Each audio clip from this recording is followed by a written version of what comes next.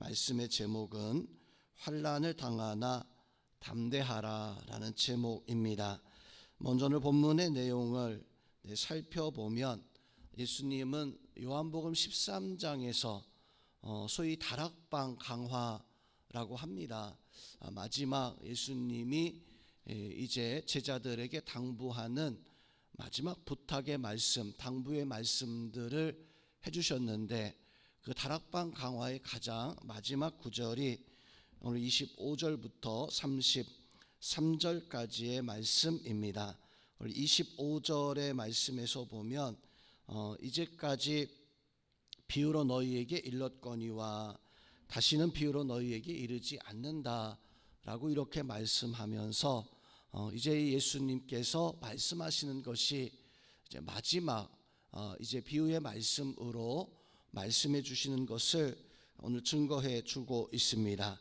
비유의 말씀들은 때로는 사람들이 쉽게 이해시키기 위해서 또 이야기처럼 이렇게 해주셨던 말씀이기도 하지만 때로는 그 비유의 말씀을 듣고도 깨닫지 못하던 또 제자들조차도 비유를 깨닫지 못해서 그 비유의 뜻이 무엇인가 물어보았던 적도 있었습니다.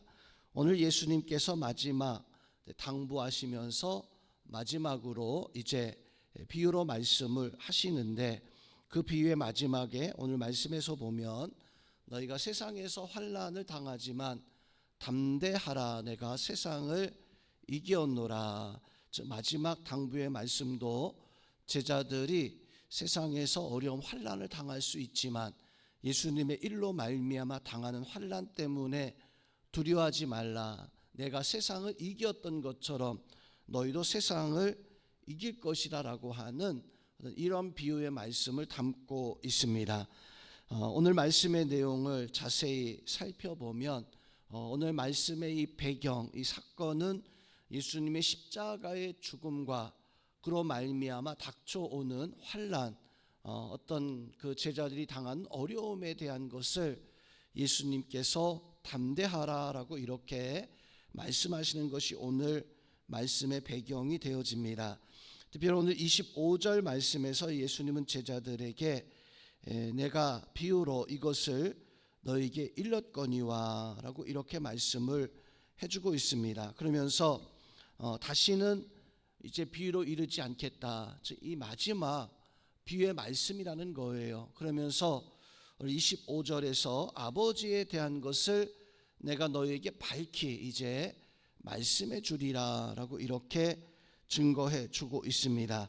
근데 오늘 25절에서 예수님께서 말씀하신 이 비유로 또 내가 비유로 너희에게 다시는 이르지 않겠다라고 하는 이 비유라고 하는 단어가 이전에 다른 복음서에서 사용되어졌었던 뭐 10처녀의 혼인 비유, 또 5달란트, 2달란트, 1달란트의 그 비유, 뭐 이런 비유처럼 똑같은 의미로 사용되어졌던 그런 비유라고 하는 단어의 의미가 아니에요.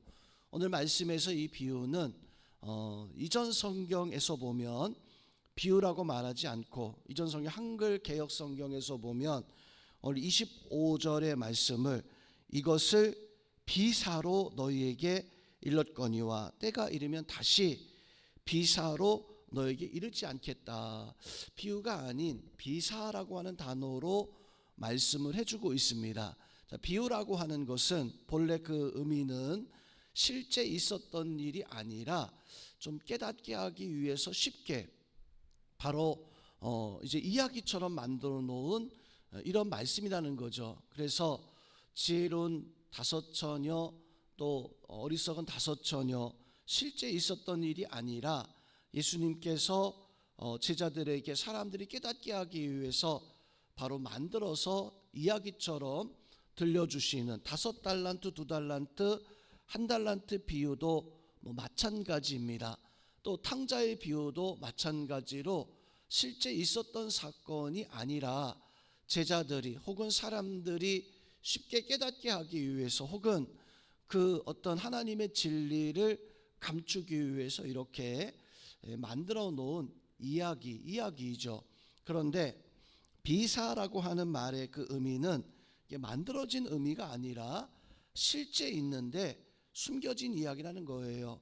실제 벌어졌던 있었던 일이지만 우리가 알고 있었던, 평소에 내가 알고 있었던 그런 어떤 그 개념과 다른 또 숨겨져 있는 놀라운 일, 그것을 보통 비사라고 이렇게 이야기를 합니다. 그럼 오늘 25절에서 예수님께서 너희에게 비사로 내가 지금까지 이야기했다. 이 비사라고 하는 것은 예수님께서 하나님의 나라, 또 장차 제자들이 당할 어떤 이런 이야기들을 어떤 그 실제적인 어떤 것들을 이야기했지만, 내가 이제는 너희가 깨달을 수 있도록 숨겨진 이야기를 해주겠다라고 하는 이런 말씀의 그 의미입니다. 즉 제자들은 3년 동안 예수님을 따라다니면서 보고 또 말씀 듣고 배웠던 것들이 있었어요.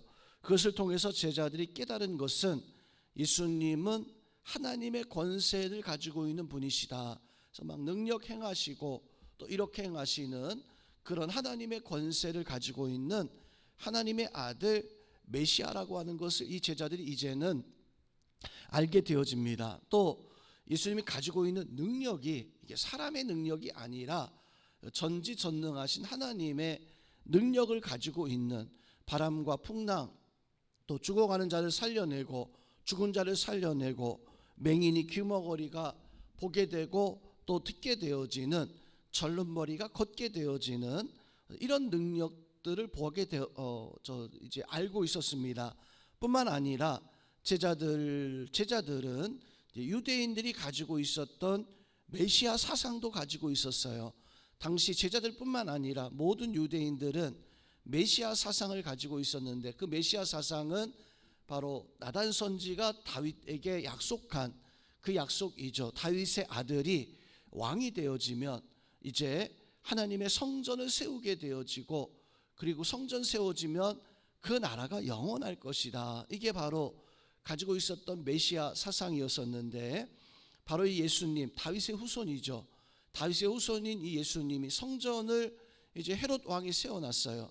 두 가지 조건이 충족되어졌으니까 이제 그들은 하나님의 나라가 영원히 임할 것이다. 그래서 예수님의 제자들이 예수님 앞에 나와서 그 어머니가, 야고보의 어머니, 요한과 야고보의 어머니가 하나님의 나라, 주의 나라가 임할 때 예수님의 그 나라의 좌편 우편에 얘기했던 것은 메시아 사상을 유대인들이 가지고 있었기 때문이었어요. 그래서 오늘 제자들은 예수님을 바라볼 때 예수님께서 가지고 있었던 그 권세, 능력과 어떤 메시아의 나라, 이런 것들을 어떤 소망하는, 이것이 어찌 보면 제자들이 가지고 있었던 예수님에 대한 어떤 개념이었습니다. 그런데 오늘 예수님은 그 제자들에게 비사를 말씀하고 있는 거예요. 그 비사가 무엇이냐면 제자들이 깨닫지 못했었던, 제자들이 생각하지 못했었던 십자가에서 죽으시는 것, 이것을 제자들은 실제로 예수님이 죽으실 때까지 전혀 깨닫지 못했습니다. 또 예수님이 부활하신 것 듣기는 들었지만 그것이 정말로 현실 속에 일어나게 되어질 것을, 그래서 오늘 예수님은 내가 너에게 비유로 내가 일렀다, 저 비사로 너에게 일렀지만 이제 다시는 비사로 너에게 이르지 않겠다라고 하는 것은 실제 비사로 말씀하셨던 것들을 이제 일어나게 되어지는 거기 때문에 예수님의 십자가의 죽음과 부활의 사건들, 이러한 것들이 바로 이제 일어나게 되어지는 그 현실이 있기 때문에 예수님은 이제는 너희가 밝히 아버지께서, 하나님께서 알게 하시리라. 오늘 이 말씀을 들었던 제자들은 예수님을 내가 믿는다, 예수님의 그 은혜, 예수님의 역사를 내가 믿는다. 그래서 29절 말씀에서 보니까 제자들이 말하되 지금은 밝히 말씀하시고 아무 비유로도 하지 아니하시니, 즉 이 말씀의 의미는 예수님이 우리에게 모든 사실을 다 알려주셨습니다. 모든 것을 다 이 마지막 다락방 강화를 통해서 말씀해 주셨습니다. 그러면서 30절 말씀에서 보니까 우리가 지금에야 주께서 모든 것을 아시고 또 사람의 물음에 기다리시지 않는 줄을 아나이다. 이로써 하나님께로부터 나오심을 우리가 믿사옵나이다. 예수님을 향해서 이제 우리가 깨달았습니다. 이제 우리가 믿겠습니다. 예수님이 하나님에게서부터 나오신 그런 분이시고 우리에게만 이 비밀을 알려주시고 사람들이 그 믿는 그것을 기다리지 않고 우리에게 이런 비밀들을 말씀해 주신 것을 우리가 이제 믿사옵나이다. 마치 제자들은 예수님 말씀하신 것을 다 이제 알았다는 듯이 이 모든 것을 내가 믿고 이제 믿음 가운데 살겠다는 것처럼 오늘 30절 말씀에서 우리가 이제 믿사옵나이다. 예수님은 제자들의 그 말을 듣고 이제 31절 말씀에서 보니까 이제 너희가 믿느냐 그러면서 안타까운 말을 한 말씀 더 하십니다. 32절에 보면 제자들의 배신에 대해서 분명 제자들은 우리가 예수님을 믿습니다.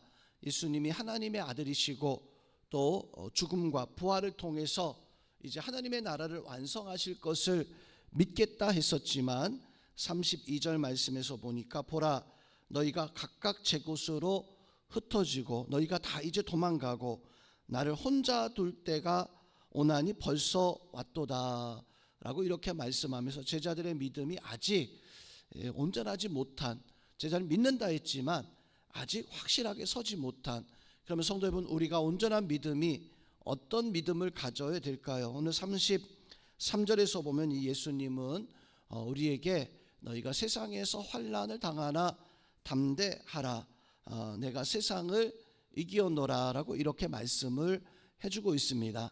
우리가 가질 수 있는 확실한 믿음은 아무 문제나 어떤 염려 없을 때 환난 없을 때 박해 없을 때 평안할 때 내가 믿습니다 라고 하는 이런 고백이 아니라 환난이 다가왔을 때 어떤 나의 삶에 문제가 생겼을 때 내가 믿음을 어떤 시험을 당할 만한 그러한 일이 있었을 때에도 그 믿음이 그 신앙이 흔들리지 아니할 때 비로소 그것이 확실히 믿는 믿음이 되어지는 거예요. 제자들은 오늘 이 말씀 통해서 아직 예수님 말씀하시긴 하지만 믿습니다 라고 말씀하지만 아직은 온전한 믿음 가운데 서지 못하고 그 믿음을 향해서 아직은 달려가고 있는 그래서 예수님은 제자들에게 너희가 환난을 당할 것이다. 너희가 그런 환난 속에 담대하라. 내가 세상을 이기었다라고 하는 말씀은 너희도 역시 마찬가지로 그 믿음 가지고 세상을 이길 수 있다라고 이렇게 말씀을 해주고 있습니다.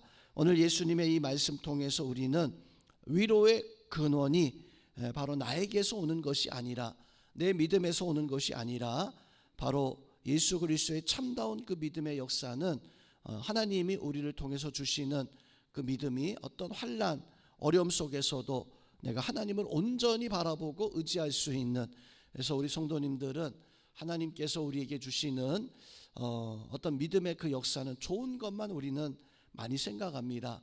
그렇지만 때로는 어떤 믿음의 비사 어떤 어려움이나 문제가 감춰져 있는 그런 일들이 우리에게 닥쳐왔을 때에도 우리가 온전히 주님을 믿사옵나이다 믿음 가지고 서서 그 하나님을 온전히 믿고 쫓아갈 수 있는 그 역사들이 우리 성도들 가운데 충만하기를 주님의 이름으로 축원드립니다.